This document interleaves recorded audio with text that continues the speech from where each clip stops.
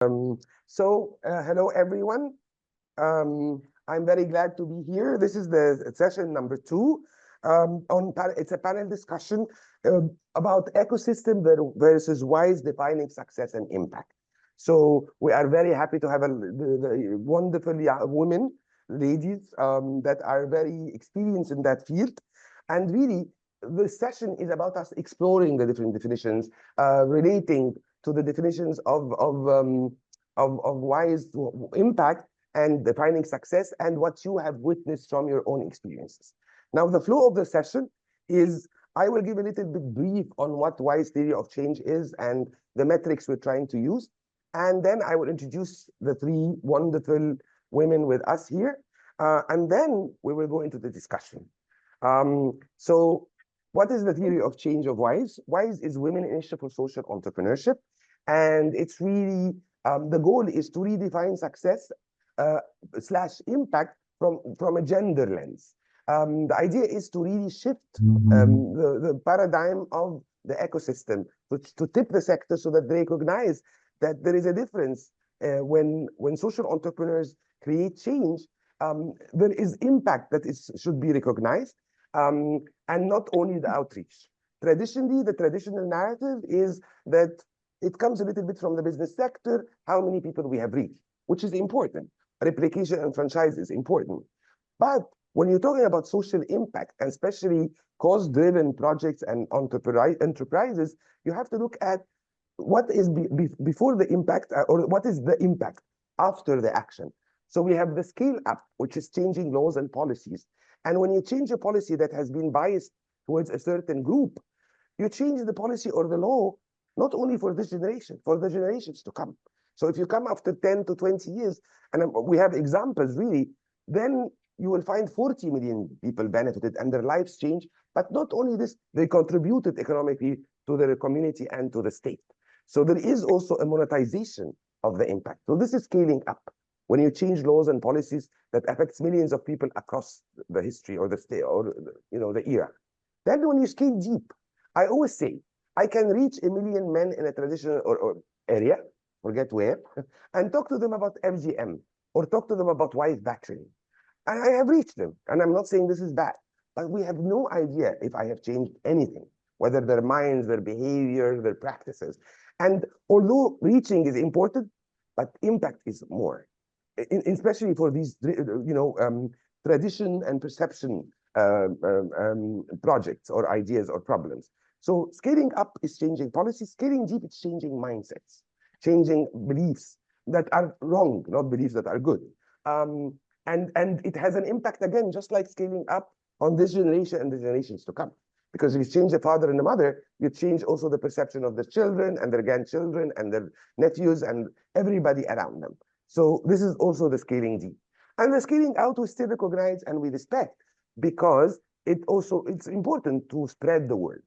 So we want to create a paradigm shift in the ecosystem, the donors, the organizations like ours, the media, the policymakers, and the publishers, everyone in the ecosystem, the players in the ecosystem, to recognize these 2 definitions, because then women-led organizations will be funded better and more. And I would like to reiterate and insist that WISE is a global movement, open source, and it's global. It is not only for the countries in the South. And also that we really recognize all women working on everything. So it's not, again, women working on women, or, we have women in technology. So when we're talking about women social entrepreneurship or entrepreneurs, we're talking about women in any field. Because in any field, in general, women are face a lot of challenges. However, they also overcome the challenges. The 4 of us are here on this because we overcome gender-based challenges and other challenges, whatever the nationality, wherever we come from. So this is the theory of change, and we hope to go into discussions afterwards. Before we go into the discussion, I would like to introduce my esteemed guests and panelists. So I'll start by Anne Marie Burgoyne, right? Okay. I hope so. Managing Director of Philanthropy at Emerson Collective. Anne Marie has led Emerson Collective's philanthropy since 2013.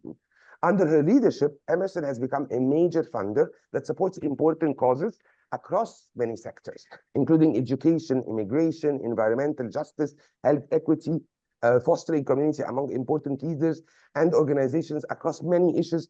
And she always cared about long-lasting impact. She's also one of our partners in WISE. At Emerson, Anne Marie has developed a model of frictionless philanthropy that helps all grantee partners grow their impact through full access to a suite of opportunities for capacity building, convening, communications. And I attended many of these sessions. They're wonderful. And leveraging technology. Prior to joining Emerson, Anne Marie served as a portfolio director at the Draper Richards Kaplan Foundation, where she identified and funded early-stage, high-growth, high-impact nonprofits. She is really close to my heart, Anne Marie. She currently sits on the boards of directors of Hope Enterprise Corporation, the Management Center, Nia Taro, and Waverly Street Foundation. So thank you, Anne Marie, for being with us. The second esteemed guest is Chantall Khoueiry, Chief Culture Officer at the Bister Collection, a visionary advocate for girls' rights and women's empowerment. Since 2001, she has been a key leader at Value Retail, the only company dedicated to exclusively luxury shopping destinations. The Bister Collection across Europe, China, and North America. She's always in China, by the way. She initially served as Group HR Director and then since 2018 is now the Chief Culture Officer. Prior to this, Chantall was the HR Director at Polo Ralph Lauren. She has also contributed to various global humanitarian initiatives. In 2019, Chantall spearheaded the Do Good with the Bister Collection, but also under her leadership, 2022 marked the debut of the Bister Collection Unlock Her Future Prize, which is an annual global initiative. She started in MENA and in Latin America, but it's a global initiative where they support young women social entrepreneurs, and really the support they provide is fantastic. Chantall is also the founder of Brides Do Good, and really this is because she's fighting child marriage. And in September 2024, Chantall was honored with the prestigious Medal of Honor by Fashion for Development during the 79th session of the United Nations. Thank you for being here, Chantall. Thank you. Tracey Chambers, of course, close to my heart because she's an Ashoka Fellow. Ashoka Fellow and CEO and co-founder of Taking Care of Business and Grow ECD in South Africa. Tracey spent 9 years at Woolworths SA, where she served as head of finance for 4 years. So she's a finance woman, very scary. In 2010, she co-founded Taking Care of Business, previously known as the Clothing Bank, a social enterprise empowering unemployed mothers to start their own informal trading businesses. In 2014, Tracey was inspired to create Grow ECD, which has a mission to equip early childhood development centers to operate as financially sustainable small businesses while offering 5-star early education. Tracey is also a founding director of the Green Light Movement, an independent poverty impact measurement tool. So a serial social entrepreneur. Tracey is a recognized leader in the field of social entrepreneurship. She's an Ashoka Fellow, Schwab Fellow, and most recently the Mayor of Cape Town's Medal for Honorable Citizenship. I am so honored and humbled by the presence of such high achievers of women. So thank you, ladies, for being here. If you have anything to say before I start the discussion, anybody wants to say anything? Okay, good. So the first question is for Anne Marie. Emerson Collective invests in entrepreneurs and innovators driven by purpose in 5 minutes. 5 minutes. Could you explain more what criteria do you use for selecting those innovators? And what is the crucial impact for you that you want to see and measure in the work of those social entrepreneurs? Thank you. I wanted to acknowledge at the start how appreciative I am to be here, how appreciative I am of Iman, of the Wiser team, and I think for the importance the team places on thinking about different kinds of leaders, thinking about different kinds of social change, and acknowledging so many people can be change makers, and we need to find ways to honor that and support them. So I wanted to start really shouting that out. When we look at folks' work, we look at 2 things. We look at the leader and we look at the model, and we look at them together.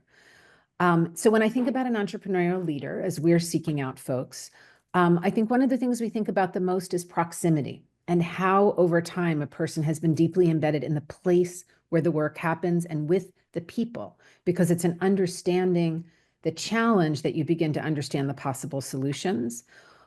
We also think a lot about growth mindset, which we think of as being about solutions orientation, but also about continuous learning. If you're not constantly asking, is this working? What is happening? What is the problem? And keep asking those questions, it is really hard to get to growth mindset.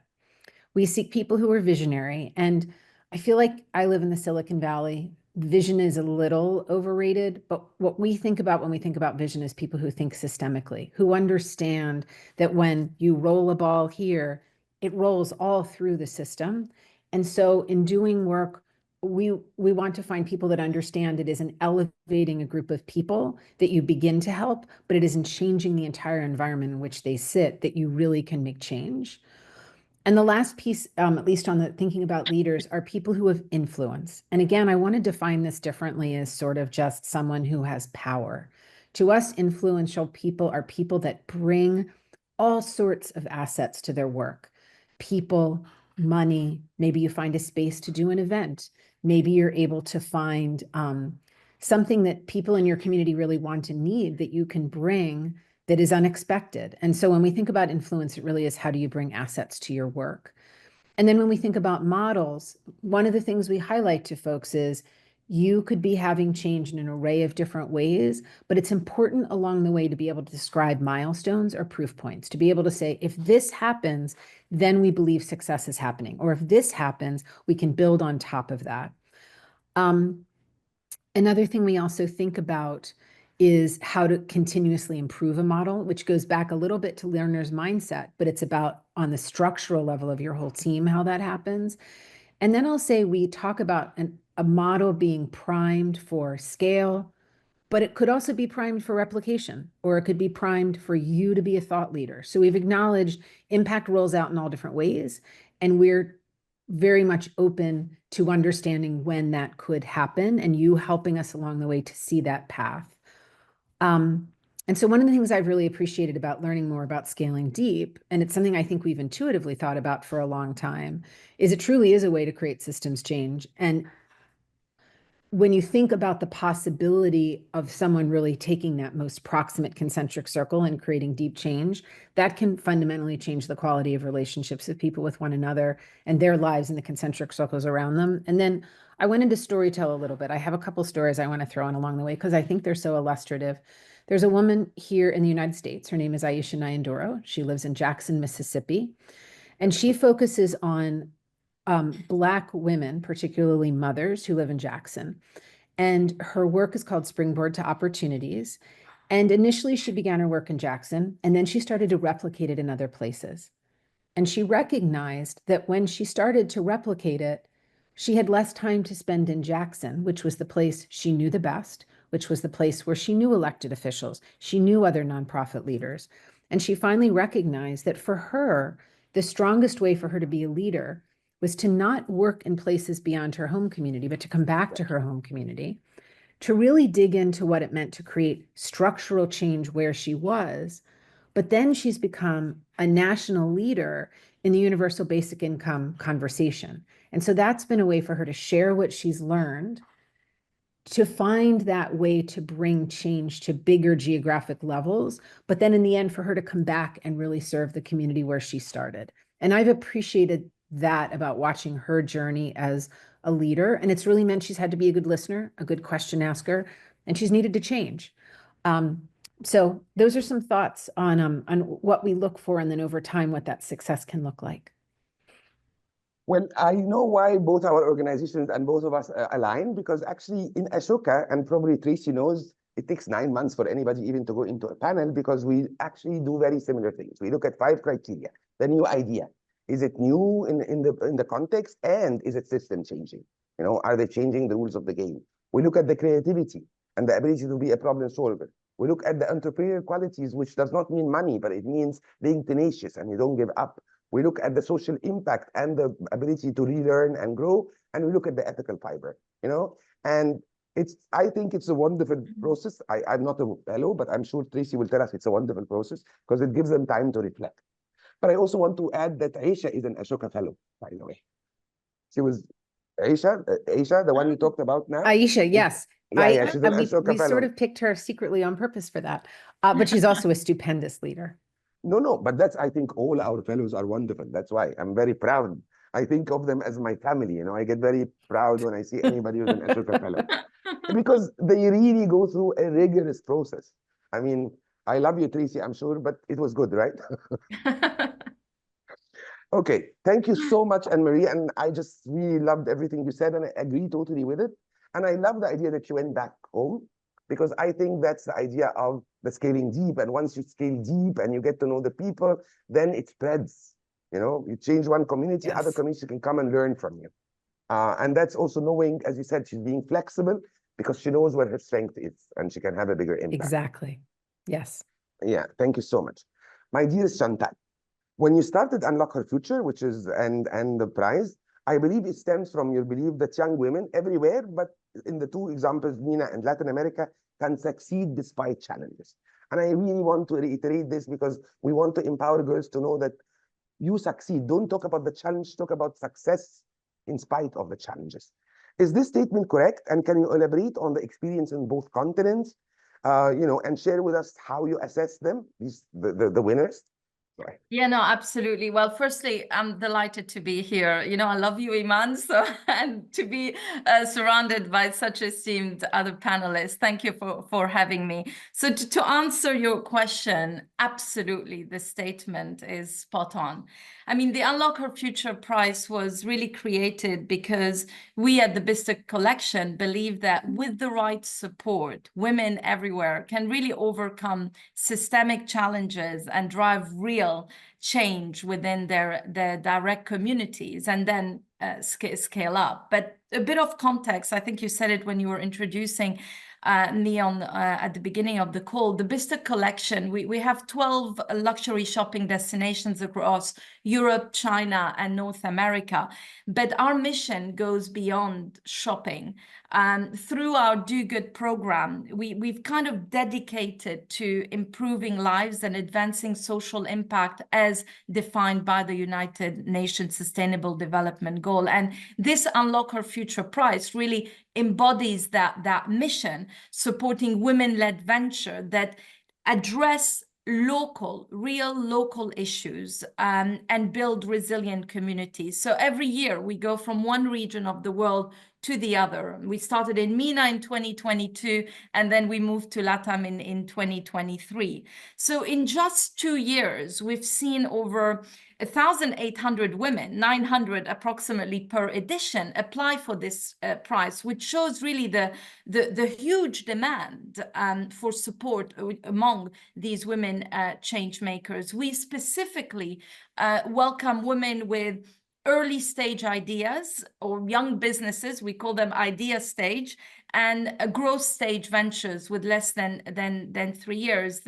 But both these ideas tackle social, cultural, or environmental challenges. And you can see from the high number of applicants that we've received, it tells us just how much there is talent, innovation, and drive that exists in both of these regions. I mean, to illustrate it a bit, in MENA, we've had 4 winners actually. Noor Jaber from Lebanon, she created Nawat Health, an app supporting women reproductive health. Quite a major taboo topic actually in the region. Sarah Lala from Iraq, she founded Ecocentric to reduce single-use plastics in restaurants. Nuhayr Zain from Egypt, she launched Locator, a plant-based alternative to exotic leather. Fela Bouti from Algeria, she developed Ecotashira to really provide sustainable urban construction solutions. So last year, when we went to LATAM, I mean, we've had some incredible women, and just to illustrate it, Valentina Agudelo from Colombia, she founded Salva Health, which is an early breast cancer detection solution for remote communities. You know, we had a woman from Brazil with Phycolabs to create sustainable textiles from seaweed. So, you know, it's a very diverse range of impact ideas. But what makes this prize so unique, I think, is the diversity of all our applicants and winner. They range from, grassroots social entrepreneurs, students, seasoned activists, age 18 to over 70, proving that impactful innovation really knows no boundaries. And through this prize, partnering with, you, Ashoka, we truly see that everyone is a change maker, that incredible effect. And each one of these women, they becomes like a catalyst for change. They're not only transforming their own lives, but truly uplifting their communities and creating what I call a ripple effect of change. So for us, supporting, these handful change maker, we hope to create that wave of impact that break down the barriers that many of them are living or seeing in those regions. And what you're saying, the scaling deep, I think that's really a key focus. And that's, I think, is the true power of unlocking her future, the prize that we've launched. Well, I being a part of this movement, I mean, this prize, I think what was really, for me, the great impact was also how it gave hope to all these girls, 900 in Latin America and 900 in the Middle East.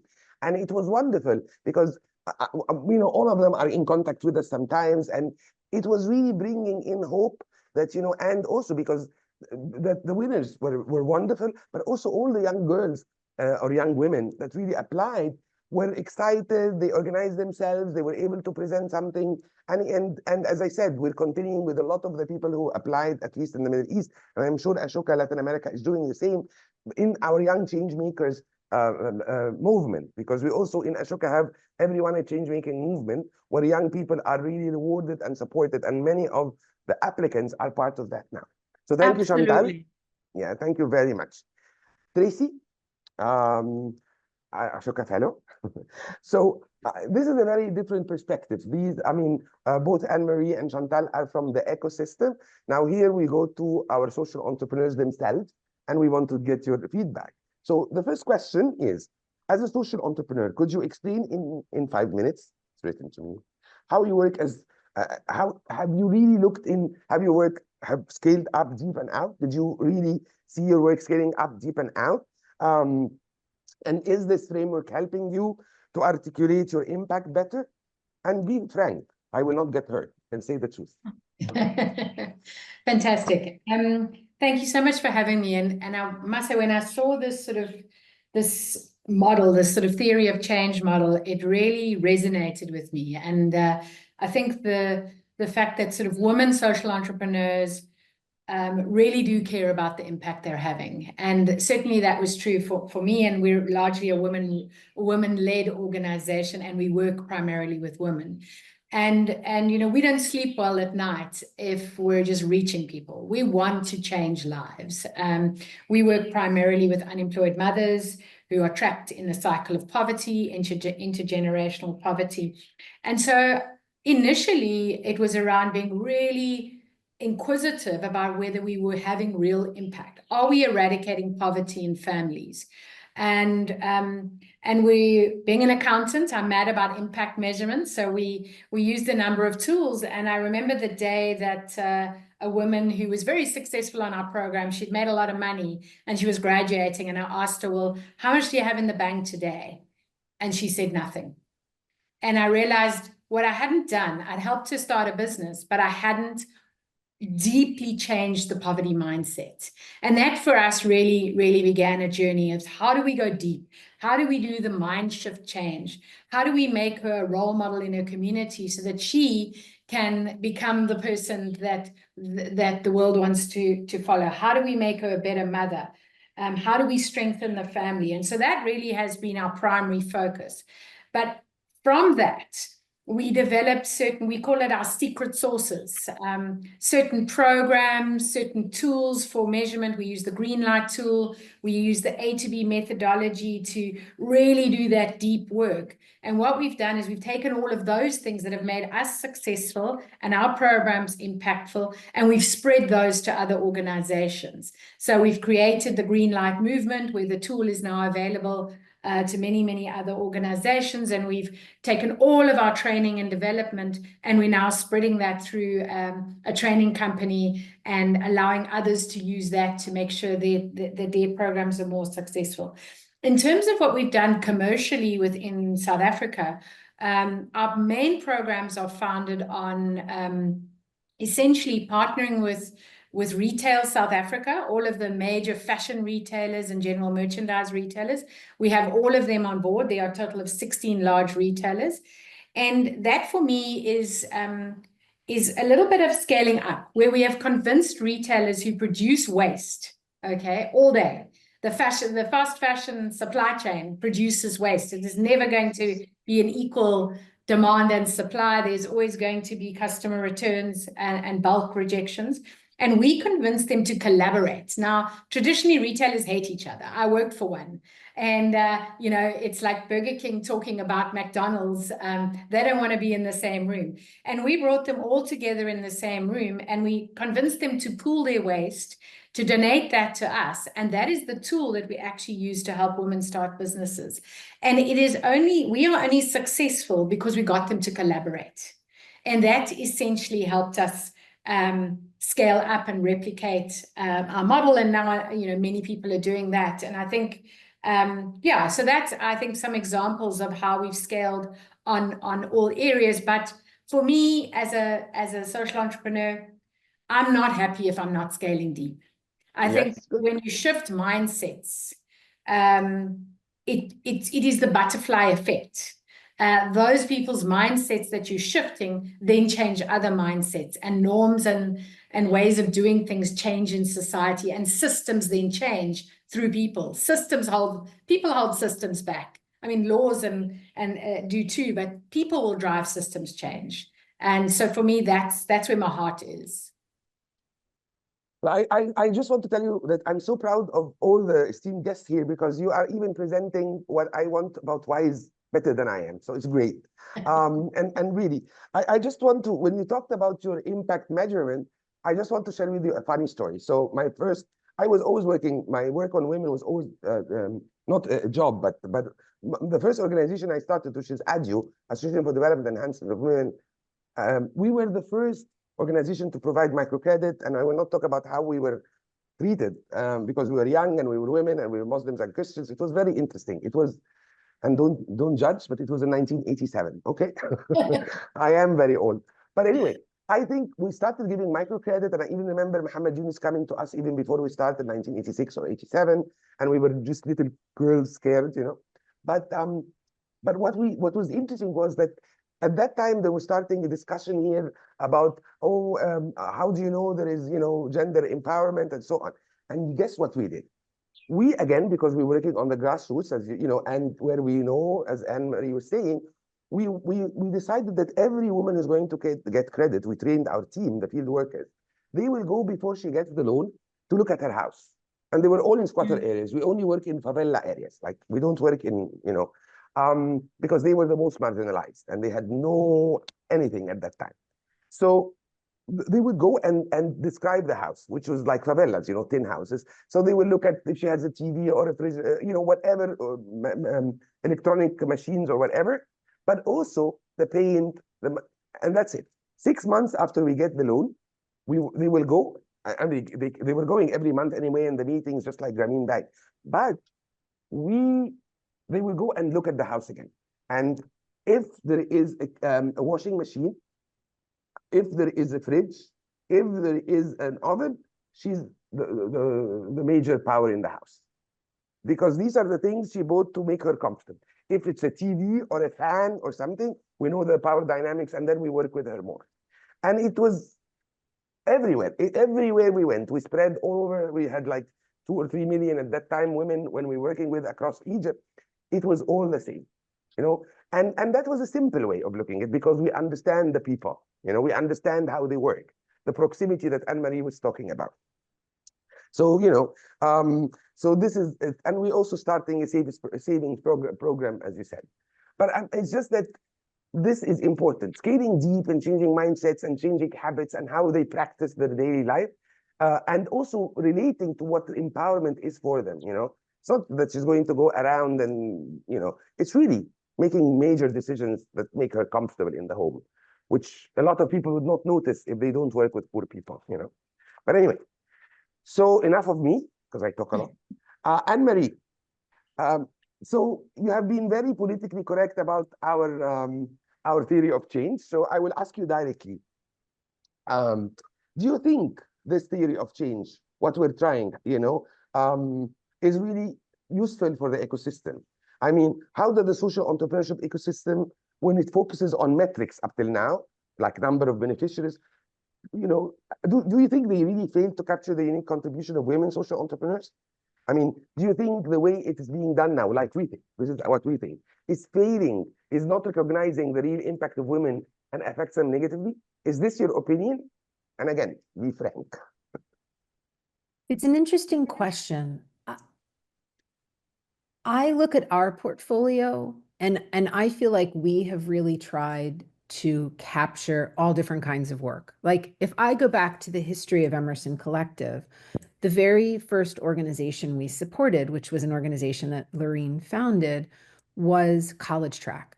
And College Track is about working with students from when they leave US middle school, through high school, through college, and into life. It's an 8 to 10-year program.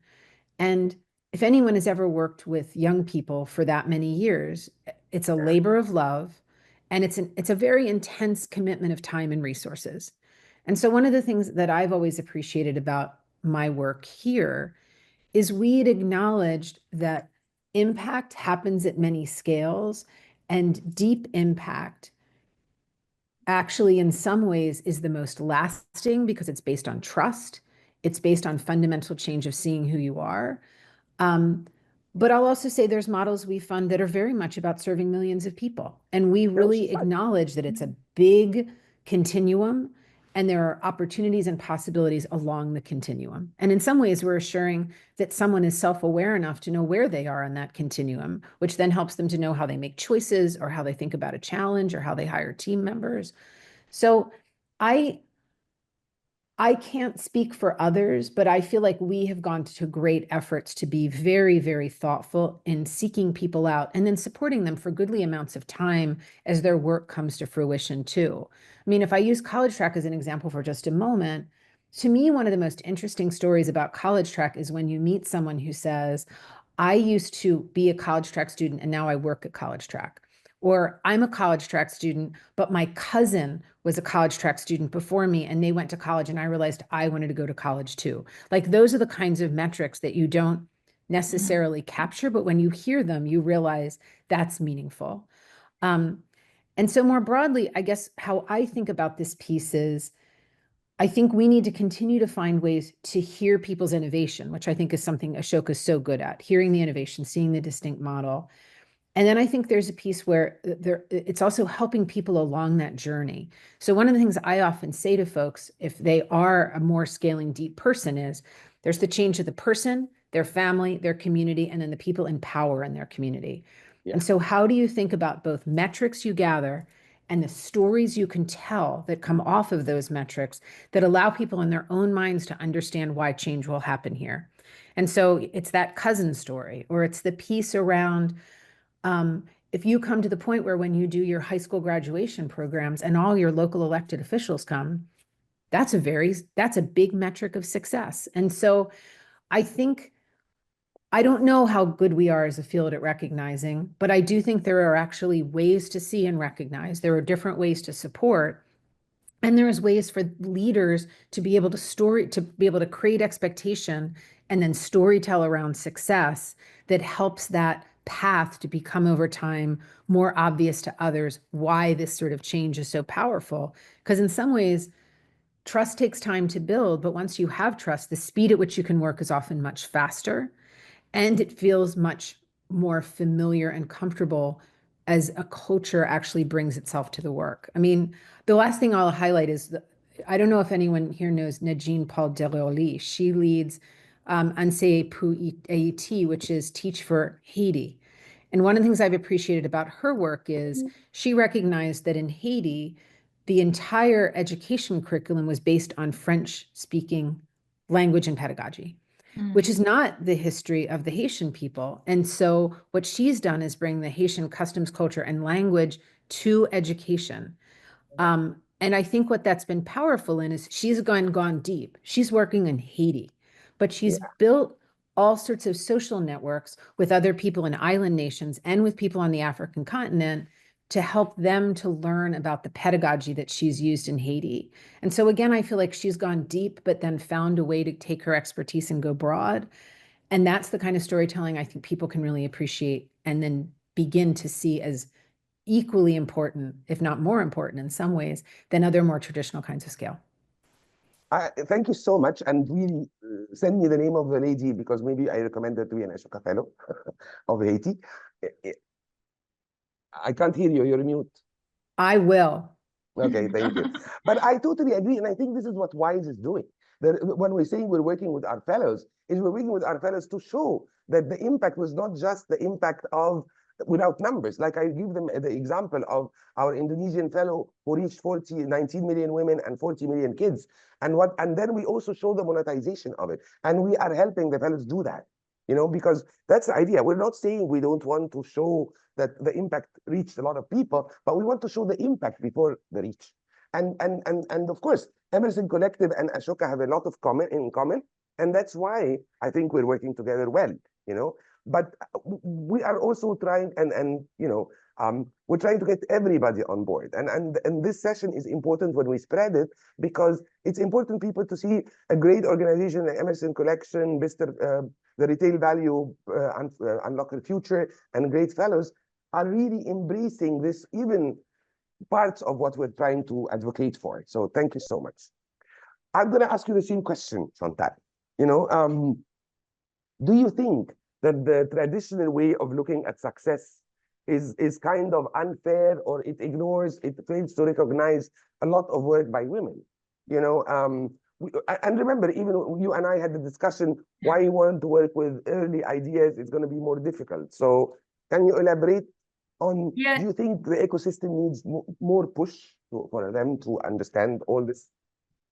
Well, I do remember those very engaged conversation we had, Iman, on the subject, and I do want to say that we would not have been able actually to build the success of Unlock Our Future without this partnership, because you've really helped us think about scale, think about impact in a very powerful way. But I think this is a great question, actually, because it really highlights a gap in how we traditionally measure impact. And of course, the typical metrics like the number of beneficiaries are helpful, but for capturing the scale, but it does overlook, as Anne Marie said, the depths and complexity of the changes that women social entrepreneurs are trying to drive in their communities. And many women-led ventures, that they focus on issues that required building trust, shifting mindset,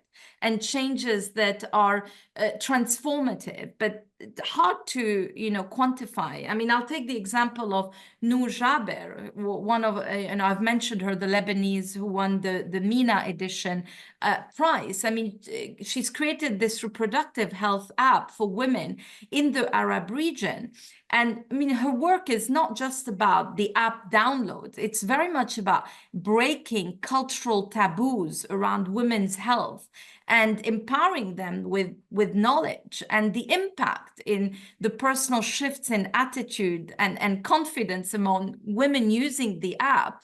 It's not going to be, measured in just an app download. And I also see the similar dynamic with Brides do Good, my own social enterprise. I mean, at a glance, it might look very straightforward model. We're selling wedding dresses to fund education and prevent child marriage. But the impact is very much multi-layered. So each dress that we sell isn't just a transaction.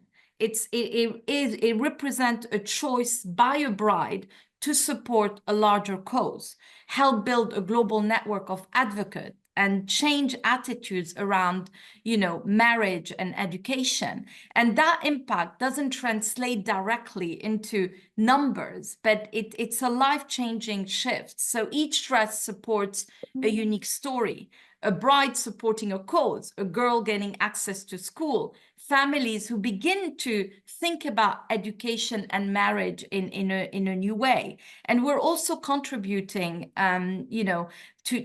to advocate around raising the legal marriage age. So it's really changing structure, legal frameworks to protect future generation. And this doesn't scale in a conventional sense, but it's deeply rooted in norms and policies. So this is why I love so much the WISE framework, because it does emphasize the scaling deep alongside the scaling up and out, which is, I think, essential to create this sustainable long-term impact. I also want to highlight that I think as we're starting to think about impact and tracking impact, I think AI is going to really play an important role, and it's going to help us track non-traditional ways in a impact in a different way. I don't know where is that going, but I know that, as we're thinking ourselves with the Unlock Her Future next edition, we're really looking at how AI can play an important role to help us understand the impact that those new winners are having in their direct communities. So I just wanted to point this out as well. Thank you. Really, I'm very happy with this session. I'm learning a lot, and I'm grateful for your contribution. My dearest Tracey, now from your experience as a social entrepreneur, do you remember or do you have an example where you felt your way of doing impact is overlooked by your partners or by a donor? Or did you hear of other entrepreneurs? Did you think like, oh, I presented this to this investor or to this donor, but they didn't see my impact? They asked for questions that might not be relevant to that particular cause? Yeah, I think there's always the case. When you're getting to know a potential partner, I think you can feel very clearly if they really understand what's needed to make change. And for us, what our impact measurement tools, our Greenlight tool, has allowed us to do is actually start a dialogue with funders who don't necessarily understand that. A lot of funders aren't necessarily working in the development space and don't necessarily come from that background, so aren't educated on how difficult it is to change mindsets and how important it is. So we've actually found the opposite. We've found that our tools allow us to open a dialogue, allow us to educate, and then people lean in and say, hey, well, maybe we've actually been doing things wrong, or maybe we didn't understand that we should, that these quick interventions actually sometimes can cause more harm, or the handouts that we're giving actually create the poverty mindset and the dependency mindset, and we're actually doing harm in that way. Hey, can you help us learn more? And what we've seen actually is funders have leaned into the tool and then started using the tool with other organizations and educating other organizations. So that's been a really interesting conversation, and we've actually grown together. I think that's been the beauty of it. I think where I get frustrated in the social entrepreneurship space is on the competitive nature of it. Obviously, there's limited pool of funding and there's a competitive nature. Where I get frustrated is where we have fellow social entrepreneurs who state their impact, state their reach as impact. And, you kind of go like, the model, and, let's say they're quoting, they've impacted 1 million lives. And I kind of go, how? Huh? And I think we need to get clearer as to what is reach and what is impact. Yeah. And not confuse the two. It's okay to reach people, but they are two different things. And I think we need to hold ourselves accountable within the sector to abide by certain standards, so that we actually don't confuse donors and don't destroy the integrity of the sector. I totally agree, and I think I will take advantage really for you to come and help us with Change Makers, which is all Ashoka Fellows, but we'll talk later. However, saying this, confusing impact with reach is really sometimes out of your control. I'll give you two examples. So we have again, ADU, my first organization, has a program called Girls' Dreams Program. It only works with girls who dropped out of school because they have no value to the family, and it's really the favelas, like really the squatter areas. And so the program is 4.5 months, 3 days a week. It's in the same street of the girls. So ADU is really, we go and they don't come to us. We go to them wherever they live. But the program is about what? About confidence. There is music, there is singing, there is drawing. There's a lot of discussion about her body, about how to negotiate with her parents, to understand what she wants to do. We train her on anything she wants to do, financial literacy. She can start the project, but it's all soft. It's all, and really, there was around 28,000 girls that graduated, 6% or no, 10% went back to school. I think 12% did not marry early, that let their sisters have FGM, they fought with their parents, 40% did not marry early. So there are many good results. But I remember every time the organization went to a donor, the question is, so are they going to go to school, or are you teaching them literacy? What are you teaching them? These girls were transformed. After 18 years now with them, there are girls now in leaders of CBOs, community-based organizations, girls working in other development, girls who finished university. And if you monitor what happened to these girls, 80% of these girls are impressive in what they are doing, even in how they raise their children, because we believe, being a home worker is a job. So, but donors gave us help, very, very, cutting edge donors gave the money for the Girls' Dreams program. And the same thing, for training social entrepreneurs, every session, every, training the new idea kids, young people, it takes 6 months to completely get them to have a good business plan, because they come from, again, rural areas, and they come from, a different type of education. And the donors who were funding that program were upset because every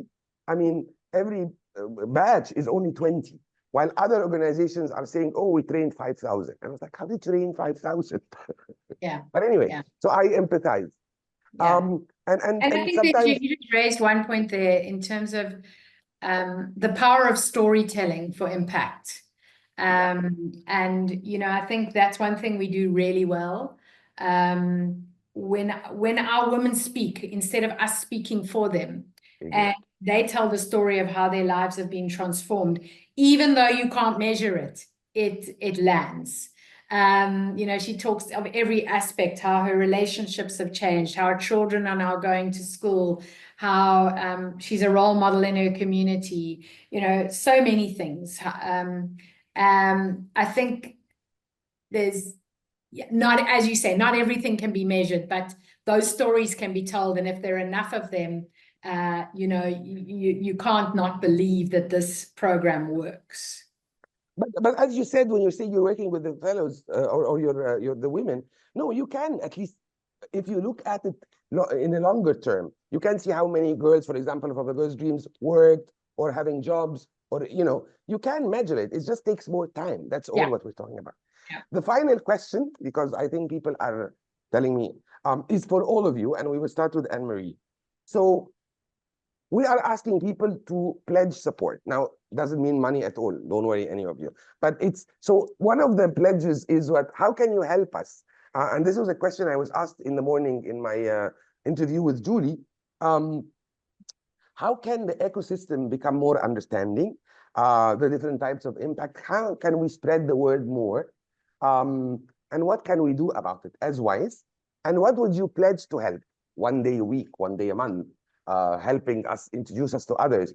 But it's like, we would like, because we're going to ask everybody to do one pledge, whatever it is. And again, it's not money, so please feel comfortable. But it's more than money. It's your time or your brains or your connections, you know. And again, to spread the word, to be able to really reach our goal of really shifting the paradigm in the ecosystem. So, Anne Marie? Thank you. Before I jump in, I just wanted to underscore something Tracey said, and then you repeated, Iman, which is, I think the importance of storytelling is powerful, and I think the importance of educating people about how change happens is also really important. And I agree with you, Iman. Sometimes people ask you these narrow questions, and you have to answer their narrow questions, and then I think you say, but, or and, or there's one other thing I want to say. And then you help them to see the possibility of something larger than what their sort of narrow question has asked you. But in terms of pledging, I think what I would like to suggest, and you and I have been in conversation a long time, but I'm always happy to connect along other folks who have an array of different kinds of connectivity. And I don't want to make that just sound like it's about monetary resources. It's much more broad than that. But I'm always glad to be on that journey of connecting. And I will admit, this is a commitment I already have, but every week I talk to probably one or two people who I've not met before to hear about their work.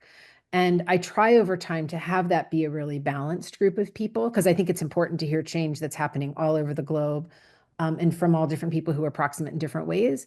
But I'm going to make a conscious effort to make sure, and I think this is true, but I can't be sure because I've never thought about it explicitly, that I really am hearing from women, and that I'm thinking about their models in ways that are expansive, and that I'm also making sure I ask them questions that allow them to define the narrative of their work. And that's what I've taken away from this is, you tell me what success is for you and your community, and then let's see what that looks like as it grows and finds momentum and power.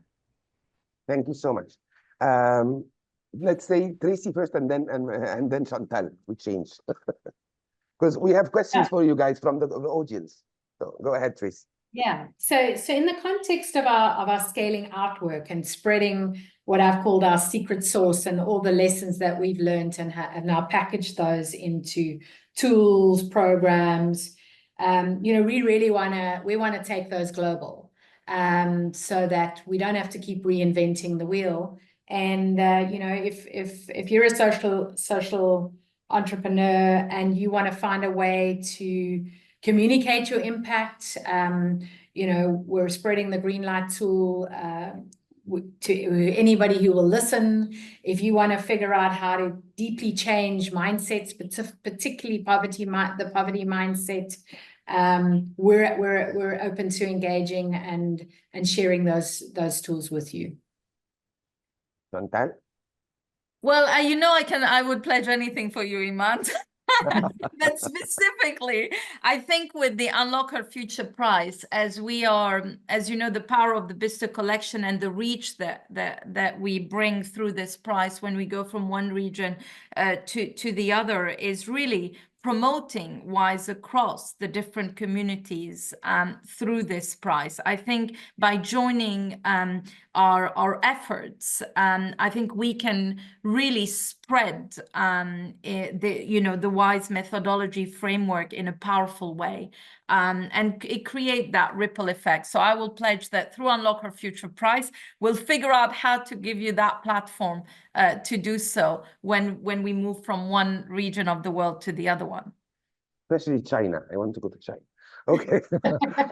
So I got the questions. It's very interesting. We have several questions to all of you, including me, but I would like to focus on you, from wonderful, beautiful young ladies. Young for me, probably, I'm old. And the question really is, since we are discussing WISE, we are discussing that women overcome challenges, they'd like to know a little more about you guys. Like, for them, and for me too, you are powerful, achieving women. And we are talking, all of us, about that women do overcome challenges. They would like to hear a little bit about your story of what type of challenges, if any, you faced, and gender-based, really, and how you overcome them. So, and you can say, well, if you didn't face any challenges, tell us how. And really, they were like many recurrent questions on this. Like they were so impressed by you and so impressed by the narrative that they wanted to hear your stories and to be role models. Like how did you overcome your challenges? Anne Marie. I appreciate that. And I want to acknowledge that I come from a background, which is a fairly privileged background. I live in the United States. I'm a white woman. So I wanted to acknowledge that. But I'm also in the moderately old camp. And if I think back to my early years, I was a banker. I worked in technology, and most of my peers were men. And they were sometimes quite crass. They were quite judgmental. They had certain expectations about what they thought women did and didn't do. And equally importantly, what women aspired to. That, there was a sense that if you could get to be a fairly senior middle manager, that was awesome. And then you'd be like, well, how come you don't want to be a senior middle manager? Why do you want to be the leader? And so I had a lot of those conversations. And also I have 2 kids, and I've worked full time since I had my 2 kids, since forever. And I will say that is a choice that means you have some level of sacrifice. Something always gets left behind when you have, and my mom is my neighbor. When you have a mom, 2 kids, a husband, and a job, something always doesn't get responded to. And then so part of that is giving yourself and other people grace. But I do think if you have work that you deeply believe in, it does allow you to find the momentum and the tenacity. And I guess that's where I've come in my learning over time. Well, thank you very much. But yes, I totally agree. Having a kid, and I always tell young people this, having a kid is another full-time job, and you can never be 100% in everything. You'll be very good, and you will love, you're a committed person who have values, you'll be good in a lot of things, but never 100%. So there will be sacrifices. Yes, I empathize. And I have only one son, but I empathize. Chantall? Well, listen, background-wise, I'm Lebanese, Ethiopian, Italian, French, a bit complex background. And I've been exposed to, challenges that come through the culture I've lived and, but I've always, focused on where the solutions are rather than where the complexities and challenges are. I look at the glass half full, and I think when you do that, your outlook on life is very different. And being resilient, always keeping the vision where you want to go crystal clear. Of course, there's going to be roadblocks. Of course, there's going to be challenges, thrown at you. But I think if you are crystal clear about where you want to go, put the noise, on the side and be relentless without changing who you are. I think keeping to your true values and being authentic is critical. And I think that's how, I face the challenges that I've had. And that's how I've, launching Brides Do Good was one of a major challenge. But, and I have a full-time job. So I just think that glass half full, resilience, authenticity, and surrounding yourself, but people who are much stronger than you in skill set. That I think is my my view on things. We totally agree. And I think that's why we're saying, and this is why the young ladies who asked these questions, like several of them, was, because the motto of WISE is women overcome challenges. They succeed in spite of challenges. And you are role models for a lot of young women. And they wanted to learn, because if it's not, then it's important for them to know that, yes, there were challenges, but with resilience, with support, you can overcome them. Tracey. Yeah, so my journey is I grew up in corporate for 20 years and then something burning inside me. I think it had always been there, but you were playing to the definition of success that the modern world, a corporate job, a big salary, a corner office, a secretary, a parking bay. I had all of those, and I was a mother and not being a very good mother. And something inside of me said, I have been put on this earth to do more. to leave the world a better place, and having the courage to do that, and having a very supportive husband. I think it, for me, has been an incredible part of my life. And then finding your purpose. I mean, I think that is easier said than done. And I always say being a social entrepreneur is the hardest job in the world. Being that corporate executive was child's play compared to being a social entrepreneur. And you carry the burden of impact. But, you know, for me, my why makes me cry. Whenever I talk about a mother and her not being able to feed her children, I get emotional. And you just seen me get emotional. The word mother makes me emotional because I can identify with being a mother. I can't necessarily identify with being a poor, but I can identify with being a mother. And my why makes me cry.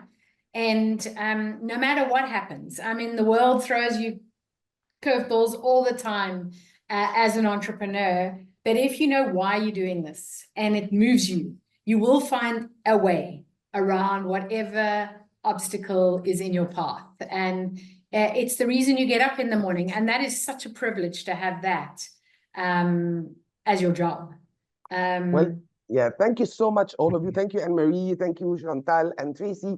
I think this has been the most exciting for me session with all these wonderful women.